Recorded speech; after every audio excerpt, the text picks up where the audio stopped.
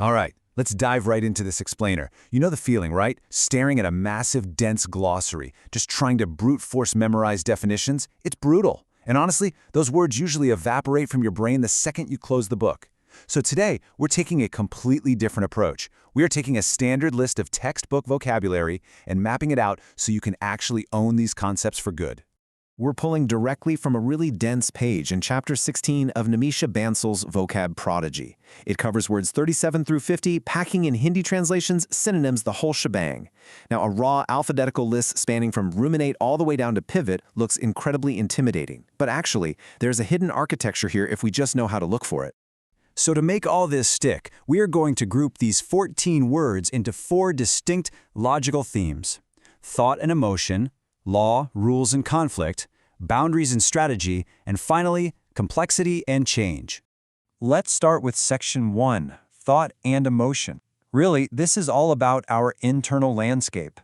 Take the word ruminate. This isn't just a fleeting thought. It is deep, sustained cognitive effort. It's kind of like replaying an awkward conversation in your head for hours on end.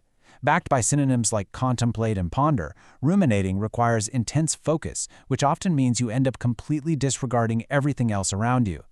And, that intense, spiraling focus leads right to our next word, overwhelmed. We throw this word around casually all the time, but the direct contrast is striking. The heavy burden of being stressed and overloaded is pitted directly against being unburdened, relaxed, and calm. To be genuinely overwhelmed is to be entirely yanked away from your baseline state of peace.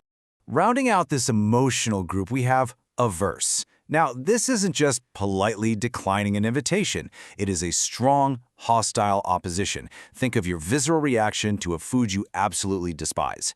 It's a hard, emotional boundary, a stark contrast to feeling sympathetic or inclined towards something. But here's the thing. Eventually, all those internal thoughts, strong aversions, or feelings of being overwhelmed, they have to interact with the outside world. And that is exactly where things start to get complicated. Which brings us to Section 2, Law, Rules, and Conflict. We're moving into external disputes. Check out the self-propelled nature of suo moto. This is a fascinating legal term for an action that is entirely self-initiated. Imagine a referee blowing the whistle before anyone on the field even complains about a foul. The authority figure doesn't wait around to be asked, they just step in on their own initiative. And when that authority is challenged, well, we get a transgression. This is way more than just breaking a simple rule. It is the direct, literal enemy of compliance. A transgression, a violation or an infringement, is a deliberate step right across a line that was drawn to keep order. And naturally, when transgressions happen, conflicts escalate fast. We move from a heated contention, which is basically a strong assertion in a fiery argument, to a total breakdown, a casus belli. Translating literally to a cause of war, this is the absolute extreme provocation where mere argument completely fails. That progression to a casus belli is obviously super destructive, but what happens when the dust finally settles? We have to back up, move from the battlefield, and head straight back to the drawing board. Welcome to Section 3, Boundaries and Strategy. It's time to set some limits. To rebuild anything, you first have to demarcate.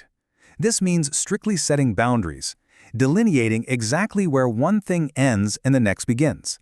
Demarcating completely opposes the idea of merging or blending. It's all about drawing sharp, distinct lines of operation.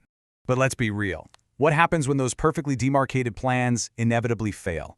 Well, you've got to execute a pivot.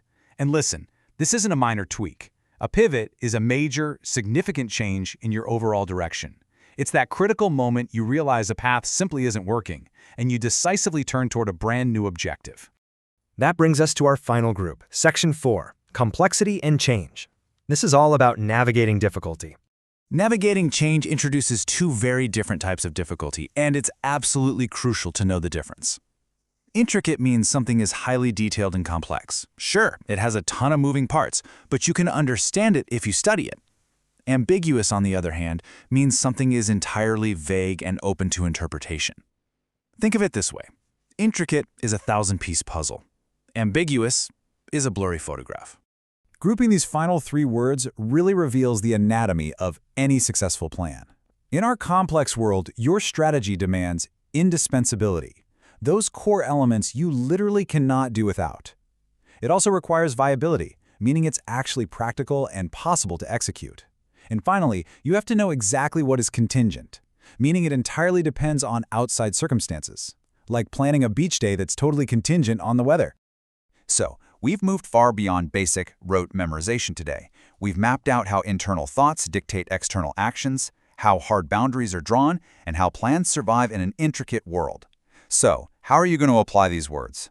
Are you just going to passively ruminate on this list, or will this explainer serve as the casus belli for your very own vocabulary revolution?